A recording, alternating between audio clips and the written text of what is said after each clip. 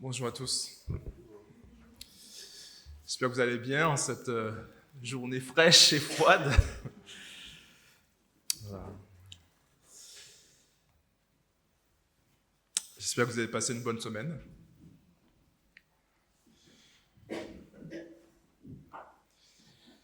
Ce matin, nous irons dans l'épître de Pierre. Une épître qui nous encourage à une vie en mouvement, à une vie dynamique, mais une croissance en maturité à la suite du Christ. Je vais prier. Seigneur, merci pour ta présence, ta puissance. Merci de nous avoir permis de nous lever ce matin, de venir pour t'adorer et te célébrer. Nous te demandons de nous renouveler, Seigneur, spirituellement. Il fait froid. De nous réveiller, de nous réchauffer par ta présence. Nous te demandons, Seigneur, de révéler ta gloire ici, dans cette assemblée. Nous voulons, Seigneur, vraiment que nos vies puissent te refléter, te glorifier, te rendre gloire dans tous ces aspects. Nous te demandons, Seigneur, vraiment de te révéler encore à nous ce matin, par ta parole, de toucher nos cœurs, de nous parler, de nous enseigner, de nous fortifier. Nous te demandons ton encouragement, Seigneur, par ta présence ce matin. Viens faire du bien à chacun de nous.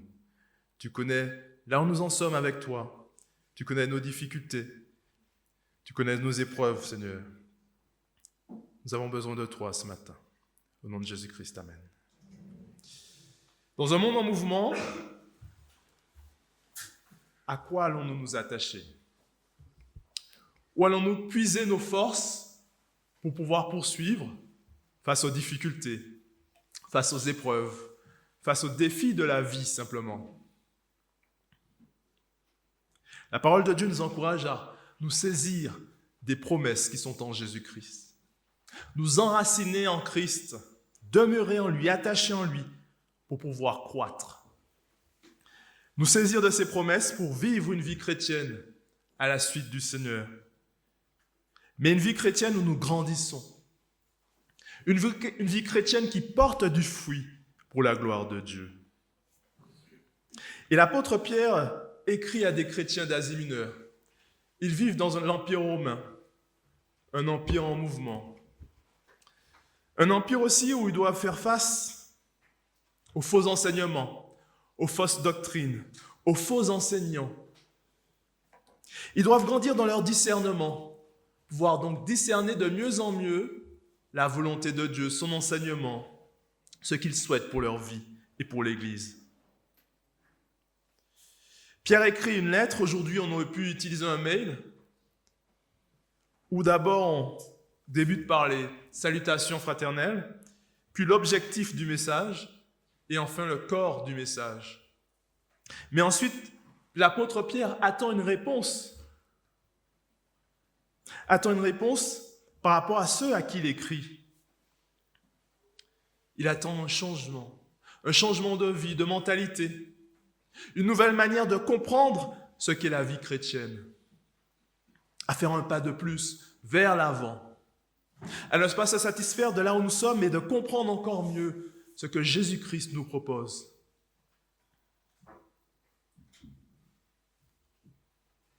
Pierre, c'est bien l'apôtre appelé par Jésus. C'est lui qui avait renié Jésus-Christ 3 fois, disant ne pas le connaître. Mais là, la fin de sa vie approche et il porte un regard sur cette vie. Et il sait que Dieu est fidèle.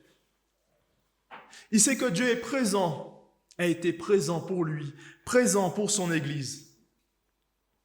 Et il encourage les chrétiens à persévérer, demeurer fidèles, traverser les épreuves avec endurance, persévérance, en restant attachés à Christ. Il va partir, mais il souhaite que l'Église demeure ferme. Ferme face aux faux enseignements, comme je l'ai dit, aux fausses doctrines. Une Église ferme dans son évangélisation. Une Église ferme dans son témoignage. Une Église ferme dans son vécu, sa communion fraternelle, dans ses relations. Une église ferme dans sa région, dans sa ville. Ainsi, ce matin, je vous propose de voir ensemble plusieurs points. D'abord, que l'apôtre Pierre nous encourage à grandir, comprenant la puissance que Dieu a déployée en Jésus-Christ. Puis grandir aussi par l'effort, car le chrétien aussi est appelé à l'effort, à se saisir de sa responsabilité. Puis ensuite grandir pour produire du fruit et porter du fruit qui glorifie Dieu dans nos vies.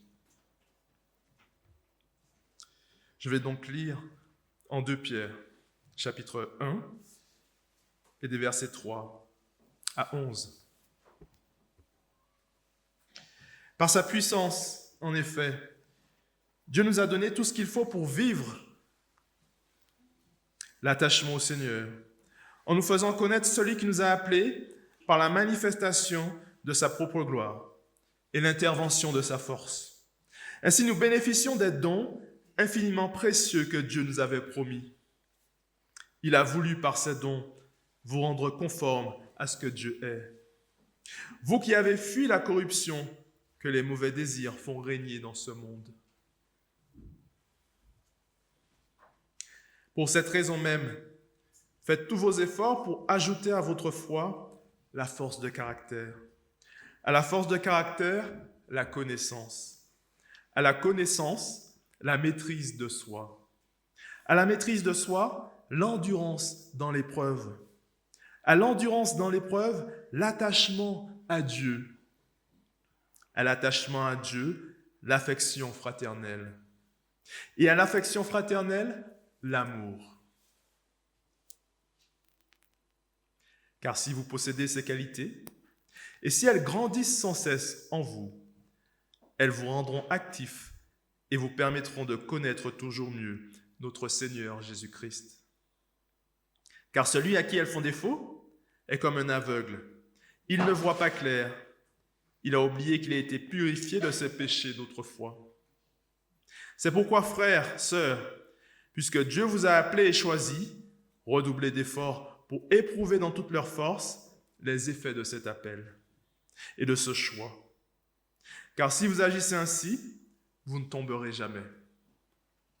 Ainsi vous seront grand ouvertes les portes du royaume éternel de notre Seigneur et Sauveur Jésus-Christ. Ainsi la parole de Dieu. La première chose, c'est de grandir dans notre vie chrétienne en comprenant la puissance que Dieu a déployée en Jésus-Christ. Il le dit bien, par sa puissance, en effet, Dieu nous a donné tout ce qu'il faut pour vivre dans l'attachement au Seigneur. Il faut comprendre qu'en Jésus-Christ, oui, Dieu agit avec puissance. La croix, la résurrection, c'est une œuvre puissante et magnifique du Seigneur. Un Seigneur qui sauve, qui rachète, qui appelle, qui délivre, qui guérit. Un Dieu puissant qui manifeste sa gloire par l'œuvre de la croix, de la crucifixion de son Fils et de sa résurrection. Mais la croix aussi, c'est la puissance de Dieu manifestée par Jésus-Christ. Mais quand nous choisissons Jésus-Christ, nous plaçons notre foi en lui, nous décidons de le suivre, Dieu opère aussi chez le croyant, chez le chrétien, des choses nouvelles. Dieu qui donne une nouvelle vitalité spirituelle. L'Esprit du Seigneur qui vient habiter chez le chrétien, qui demeure désormais en lui. Une nouvelle vitalité spirituelle différente de ce que nous étions avant. Dieu qui vient transformer le croyant, le chrétien, pour qu'il puisse le refléter toujours plus, davantage. Dieu aussi qui agit avec puissance pour transformer nos cœurs. Il y a des choses que Dieu fait chez le chrétien, lors de la nouvelle naissance, qu'on ne voit pas forcément. Mais Dieu est là et il agit, transformant le cœur.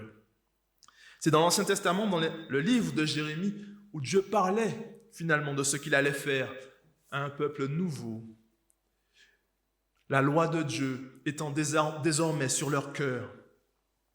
Dieu finalement nettoyant leur cœur, leur donnant un cœur nouveau, capable de le comprendre, capable de s'attacher à lui, capable de l'approcher, pour l'adorer. Dieu aussi qui agit dans une vie de sanctification à sa suite.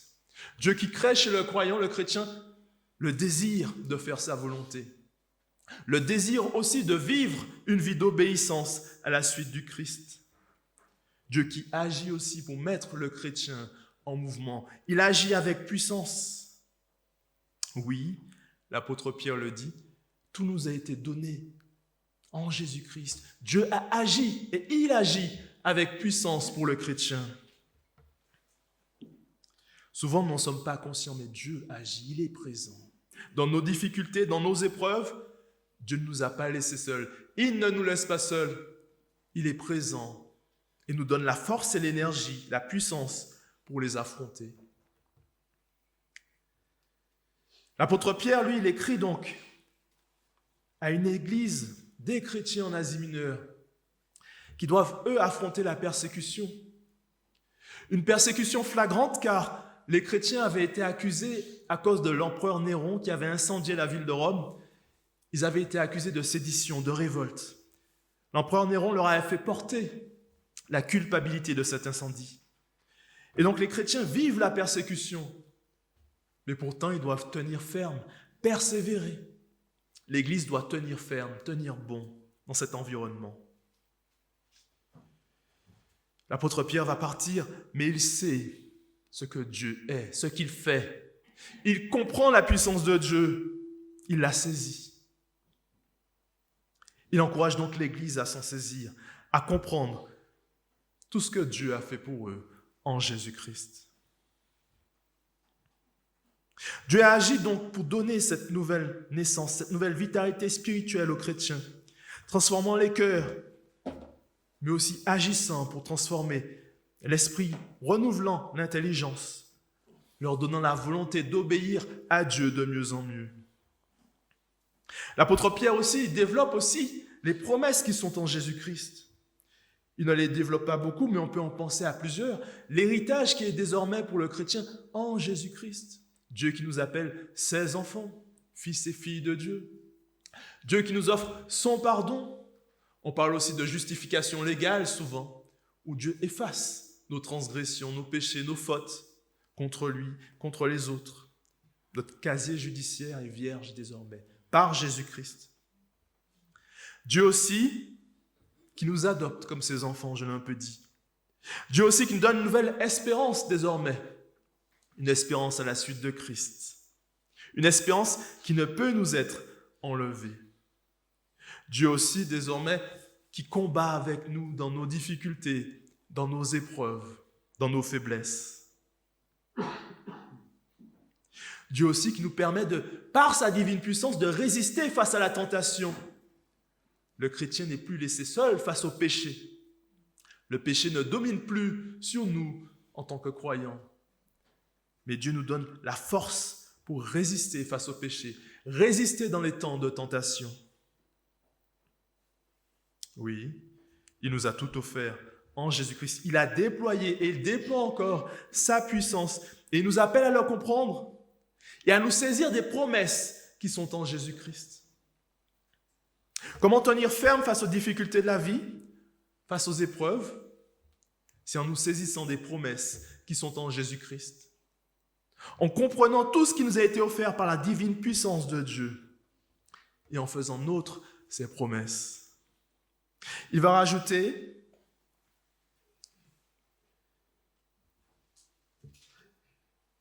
Dieu aussi nous a appelés pour nous rendre conformes à ce que Dieu est. Dans d'autres versions, on a participant à sa nature divine, vous qui avez fui la corruption des mauvais désirs du monde. Il ne s'agit pas de devenir divin, nous ne sommes pas Dieu, mais on comprend que Dieu nous a donné son esprit en tant que croyants. Et il agit avec puissance désormais chez le chrétien. Il est en participant à ce qu'il est, Dieu, pour nous faire vivre une vie sainte, une vie juste, une vie qui le glorifie. Le but de la vie chrétienne est bien de plus en plus de refléter Jésus-Christ, de marcher dans une vie de sanctification qui honore Dieu, qui témoigne de sa gloire dans ce que nous sommes. Les chrétiens ne sont donc pas laissés seuls, sans force, dans ce monde. Non, Dieu est présent, Dieu agit, Dieu intervient, Dieu les porte. En Éphésiens aussi, il nous est rappelé que Dieu aussi, par Jésus-Christ, nous a offert aussi des armes défensives et offensives pour tenir ferme dans notre lutte spirituelle aussi. Nous devons lutter donc contre le péché et Dieu nous a donné ce qu'il faut par son esprit pour tenir ferme face au péché désormais qui ne domine plus sur nous. Il nous en a libérés et cela nous devons le comprendre. Mais aussi il y a une lutte spirituelle où la parole nous parle aussi de Satan, Satanas en grec, c'est l'accusateur. Satan qui n'est pas un mythe, Satan et les démons existent, la Bible nous en parle. Il y a une lutte spirituelle car l'apôtre Paul en Éphésiens nous dit aussi que nous avons aussi à lutter contre les puissances spirituelles mauvaises dans les lieux célestes. Nous avons à lutter contre le péché, résister ferme, mais Dieu nous donne aussi les armes offensives et défensives dans notre lutte, aussi contre les puissances spirituelles mauvaises. Satan n'est donc pas un mythe, la Bible nous en parle. En Apocalypse, le dernier livre de la Bible, il est décrit comme le serpent ancien. Ses ruses, c'est la tentation, l'accusation. On sait aussi que les démons peuvent propager de fausses doctrines. Donc le chrétien aussi doit discerner de mieux en mieux la volonté de Dieu pour faire face. Satan aussi est présenté comme l'accusateur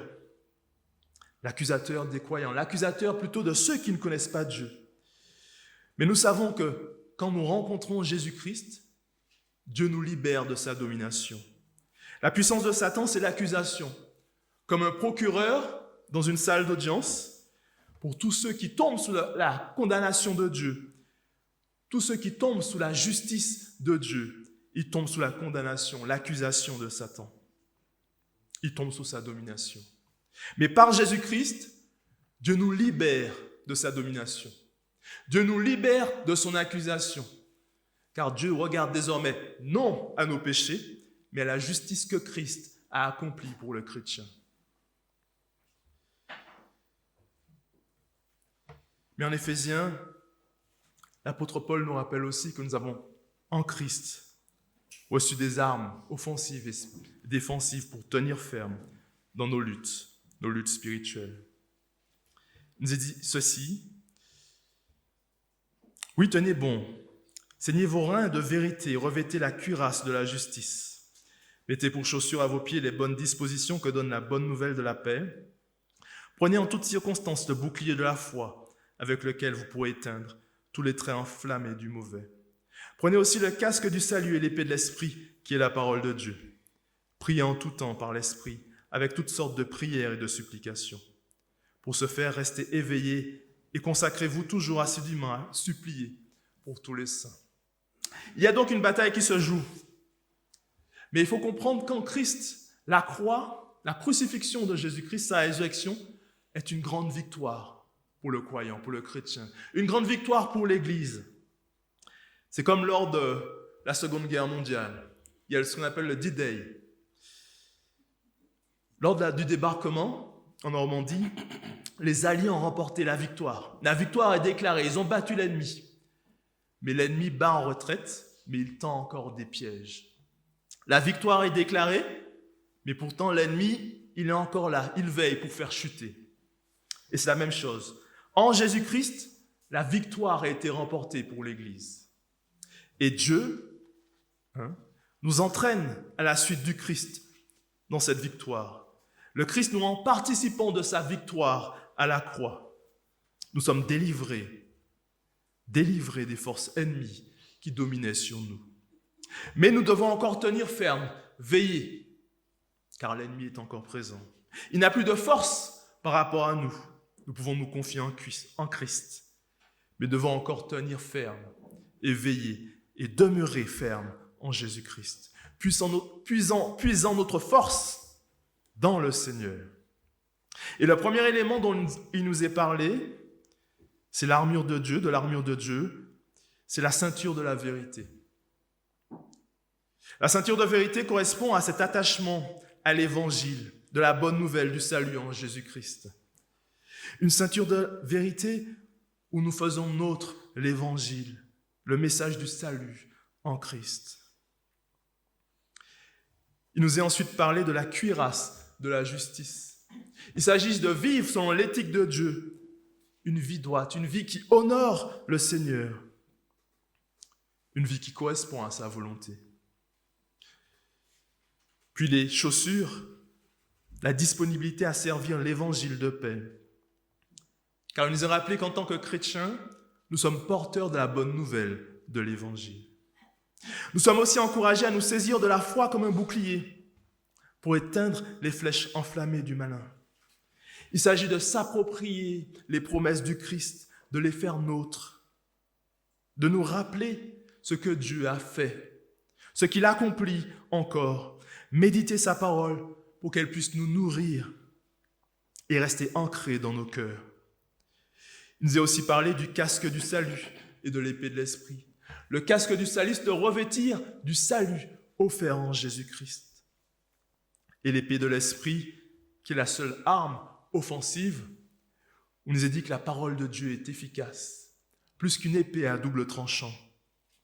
Une parole de Dieu est efficace, nous sommes appelés à la déclarer. Pas simplement la déclarer, mais aussi que cette parole puisse s'inscrire en nous, la connaître, la méditer, la travailler, pour que cette parole puisse rester gravée dans nos cœurs. Ainsi, nous avons besoin de saisir ces armes offensives et défensives aussi pour tenir ferme. Et tout cela, Dieu nous l'a offert par sa divine puissance. Il nous a aussi parlé de la prière qui doit porter finalement notre vie chrétienne. Nous avons besoin en tout temps de prière. La prière est une arme supplémentaire. Faites toutes sortes de requêtes, de supplications sous la conduite de l'Esprit, nous dit Éphésiens 6. Faites-le avec vigilance et constance. Des armes défensives, des armes offensives et la prière qui porte notre action. Donc la vie chrétienne peut avoir des moments difficiles, des moments de doute, des moments de joie. Mais on se souvient que Dieu a déployé cette divine puissance pour nous. Il ne nous a pas laissés sans force et sans armes pour résister dans les temps difficiles. Et c'est parce que Dieu a agi avec puissance que nous pouvons marcher avec confiance à la suite du Christ. Ainsi, où en sommes-nous de tout cela? Comprenons-nous ce que Dieu a fait, sa puissance qu'il a déployée pour nous? Et si vous ne connaissez pas Jésus-Christ ce matin, ne tardez pas. Si vous comprenez les implications pour votre vie, choisissez-le comme Seigneur et Sauveur. L'apôtre Pierre ensuite nous appelle à grandir dans une vie chrétienne, mais aussi en produisant un effort. Si nous avons compris la divine puissance que Dieu nous donne, nous offre par Jésus-Christ, nous sommes aussi appelés à l'effort à la suite du Christ. Non un effort pour gagner notre salut, mais un effort qui découle de la compréhension de notre salut. Si nous comprenons ce que Dieu nous a offert, oui, nous sommes appelés à nous mettre dans cette vie dynamique, en mouvement, à la suite du Seigneur. Oui, nous sommes sauvés. Oui, nous sommes rachetés, libérés. Nous appartenons à Dieu désormais par Jésus-Christ. Mais pourtant, nous sommes appelés à cultiver aussi certaines qualités pour pouvoir continuer à grandir. Dieu agissant et Dieu nous faisant aussi responsables aussi de notre croissance. Ainsi, l'apôtre Pierre maintenant va parler de plusieurs qualités. Une chaîne de qualités qu'il met les unes à la suite des autres, comme une accumulation des qualités que nous sommes appelés à rechercher ensemble, des qualités dont nous sommes appelés à cultiver pour notre vie chrétienne, pour pouvoir grandir en maturité. Pour cette raison même, faites tous vos efforts pour ajouter à votre foi la force de caractère. À la force de caractère, la connaissance. À la connaissance, la maîtrise de soi. À la maîtrise de soi, l'endurance dans l'épreuve. À l'endurance dans l'épreuve, l'attachement à Dieu. À l'attachement à Dieu, l'affection fraternelle. Et à l'affection fraternelle, l'amour. La vie chrétienne est une vie en mouvement. On est appelé à grandir. Voilà des qualités où Dieu va agir aussi pour que nous puissions grandir. Mais nous sommes aussi donc appelés à l'effort, à la responsabilité. D'abord, on va les voir une après l'autre. Il nous est parlé d'abord de la force de caractère, dans d'autres versions, la vertu, ou de l'excellence morale. Il s'agit de vivre selon l'éthique de Dieu. Quand Dieu nous sauve en tant que chrétiens, ce n'est pas pour retourner vivre à la manière dont nous vivions avant, mais Dieu nous appelle à comprendre sa volonté. Donc, comment vivre la sexualité? La sexualité est un don de Dieu, mais Dieu donne un cadre, dans le cadre du mariage. Quand je suis jeune, je ne peux pas faire ce que je veux. Dieu sait ce qui est bon pour moi et me donne un cadre. L'homme quittera son père et sa mère et s'attachera à sa femme, et les deux ne feront qu'une seule chair. Et Dieu donne ce don de la sexualité qui est une bonne chose, mais dans un cadre voulu, qui est le mariage. Vivre selon l'éthique du Seigneur pour nos vies, pas comme nous voulons. Il rajoute à cette force de caractère, à cette piété, cette vertu, cette excellence morale, la connaissance. Une connaissance où nous grandissons de mieux en mieux pour connaître Jésus-Christ, les implications de notre salut, nous saisir des promesses qui sont en lui. À cette connaissance, la maîtrise de soi. Une maîtrise de soi qui nous appelle à garder nos passions sous contrôle. C'est-à-dire qu'il y a des choses que, quand je regarde la télé ou Internet, je dois veiller. Mes yeux sont la lampe du corps. Si en Christ je suis devenu le temple du Saint-Esprit, il y a des choses trop violentes, ou des images pornographiques que je dois éviter, qui ne sont pas bonnes pour mon édification. Maîtriser ses passions sous contrôle. À la maîtrise de soi, l'endurance dans l'épreuve. Le chrétien qui endure, qui persévère face aux difficultés de la vie. Oui, Dieu agit, il est présent, mais je suis aussi appelé à persévérer, à endurer, à tenir ferme. À l'endurance, la persévérance, l'attachement au Seigneur. Demeurer en Christ, s'attacher en lui, cultiver ma relation avec lui. À l'attachement à Dieu, cet attachement à l'affection fraternelle, car nous ne sommes pas sauvés tout seuls en Jésus-Christ. Dieu a bâti son Église et nous fait vivre une vie d'Église, vivre la vie d'Église, la communion fraternelle, la prière ensemble, l'amour pour les frères et sœurs. À l'affection fraternelle, l'amour. Un amour qui se manifeste en recherchant le bien des frères et sœurs, mais aussi en recherchant le bien des non-croyants, des non-chrétiens. Comment je leur témoigne, je leur partage de l'Évangile, leur témoigner ce que Dieu a fait pour moi, peut-être pour d'autres. Ici, on voit que l'apôtre Pierre nous propose vraiment un chemin de sanctification, une vie de sanctification où on est en mouvement pour grandir. On ne se suffit pas de là où nous sommes, non. On recherche toujours plus à grandir en Jésus-Christ, à le connaître toujours plus, toujours mieux. C'est comme un athlète qui se prépare pour les Jeux Olympiques ou la Coupe du Monde. Il va faire des efforts, il va s'entraîner. Il va essayer d'être prêt le jour J, lorsque la course va commencer. La même chose pour nous. On est appelé dans ce chemin à la suite du Christ à être ferme, demeurer ferme dans notre marche. Une marche en mouvement, dynamique, où on se nourrit, on se saisit des promesses du Christ et on avance et on grandit. Dieu agissant aussi. Et on voit que la puissance de Dieu, donc, et la responsabilité humaine, c'est toujours des choses qui vont ensemble. On travaille avec Dieu, Dieu travaille avec nous, ensemble, et on avance. On produit un fruit qui glorifie de mieux en mieux, de plus en plus, Jésus-Christ. Donc des qualités qui sont là, qui nous permettent aussi d'évaluer là où nous en sommes à la suite du Christ. Connaissance, excellence morale, force de caractère, maîtrise de soi, endurance, attachement à Dieu, affection fraternelle, amour. Est-ce que ces qualités sont cultivées chez nous, dans cette Église? Est-ce que nous grandissons dans ces qualités? Est-ce que nous laissons Dieu agir aussi pour produire un fruit qui l'honore?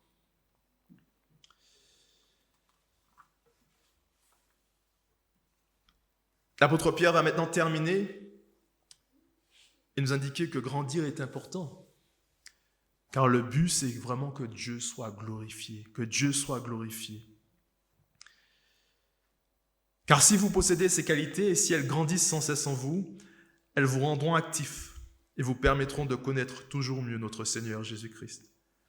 Car celui à qui elles font défaut est comme un aveugle, il ne voit pas clair, il a oublié qu'il a été purifié de ses péchés d'autrefois.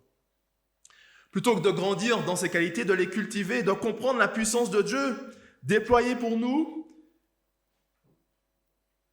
certains peuvent peut-être continuer à vivre dans le péché, demeurer dans le péché, volontairement même. Peut-être des personnes qui n'ont pas compris, des croyants qui n'ont pas compris ce que Dieu a fait pour eux. Comment il les a sauvés par le Christ. C'est pour ça que nous avons souvent besoin de nous rappeler ce que Dieu a fait pour nous dans notre vie. Là où il est venu nous chercher, des épreuves dont il nous a tirés, dont il nous a sauvés, pour ne pas rester oublieux. Celui qui est oublieux, il est comme un aveugle. Il ne voit pas clair. Il a oublié tout ce que Dieu a fait pour lui. Il avance sur son chemin, mais il ne sait pas où il va. Pourtant, Dieu l'a sauvé avec puissance. Le contraire de faire des efforts, c'est être oublieux donc de la grâce de Dieu. Nous le voyons. C'est être aveuglé, ne pas voir clair sur l'état qui est le nôtre. C'est ne porter aucun fruit pour Dieu, être inutile, ne pas avoir de zèle pour le Seigneur. Mais c'est pourquoi, frères, puisque Dieu vous a appelé et choisi, redoublez d'efforts pour éprouver dans toute leur force les effets de cet appel et de ce choix. Car si vous agissez ainsi, vous ne tomberez jamais. Ainsi vous seront grandes ouvertes les portes du royaume éternel de notre Seigneur et Sauveur Jésus-Christ. L'apôtre Pierre fait ici une déclaration forte. Vous ne tomberez jamais si vous cultivez ces qualités.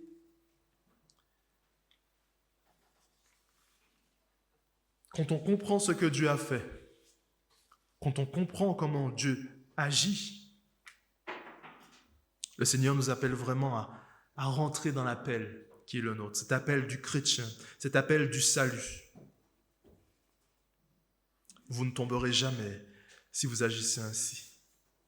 Il le dit aussi, ainsi vous seront grandes ouvertes les portes du royaume de notre Seigneur et Sauveur Jésus-Christ. Nous ne sommes pas sauvés par nos efforts.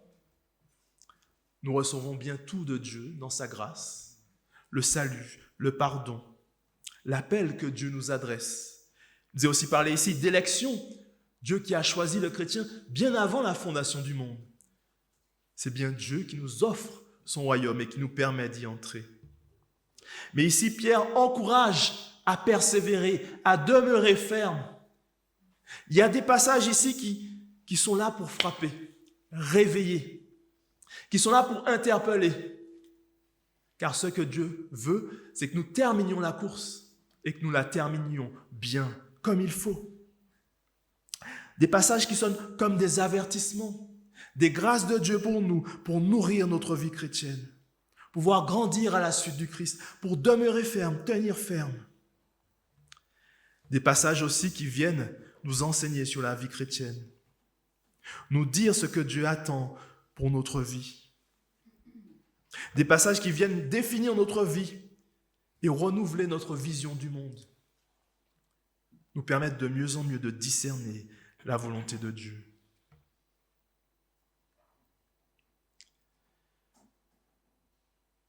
Ainsi, le but vraiment est de grandir en maturité, se garder de l'immoralité, se garder des fausses doctrines, se garder des faux enseignements, faire face aux difficultés.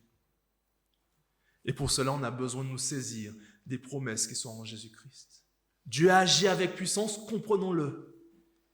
Et saisissons-nous de tout ce qu'il nous a offert en Jésus-Christ. Travaillons à la suite du Christ en cultivant les qualités dont il nous est parlé. Grandissons à sa suite pour produire un fruit qui honore toujours plus le Seigneur.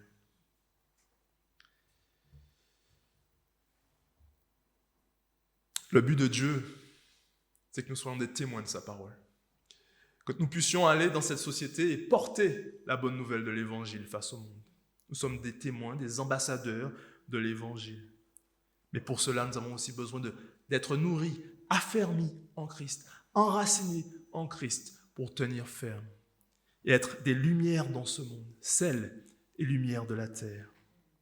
Que le Seigneur puisse vraiment vous encourager en cela. Voilà, n'hésitez pas à reprendre ce passage, à le relire, méditer dessus, qu'il puisse vous parler.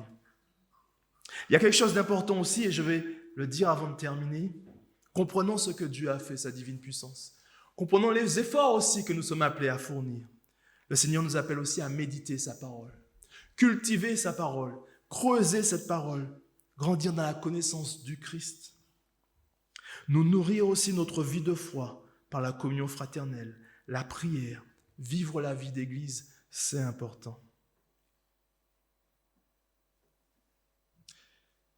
Et nous confier en même temps, laisser le Seigneur agir dans nos vies, sachant que désormais il marche avec nous et que lui a toute la puissance pour nous porter et nous aider à terminer la course. Amen.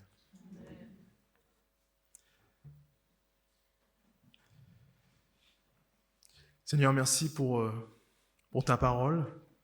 Je te prie vraiment que tu puisses parler ce matin à chacun, que tu puisses vraiment toucher les cœurs par cette parole, que tu puisses renouveler, Seigneur, l'appétit spirituel aussi, Seigneur, la vie spirituelle à ta suite, que nous puissions vraiment nous affermir en toi, dans tes promesses, pour être les témoins du Christ dans ce monde, des hommes et des femmes qui portons la bonne nouvelle du salut au monde, des hommes et des femmes qui agissent en tant que témoins, ambassadeurs du Christ. Seigneur, aide-nous à nous enraciner dans tes promesses face aux difficultés, peut-être de cette semaine. Aide-nous à les garder dans nos cœurs. Aide-nous à nous appuyer dessus pour affronter nos défis du quotidien. Nous te glorifions, Seigneur. Au nom de Jésus, amen.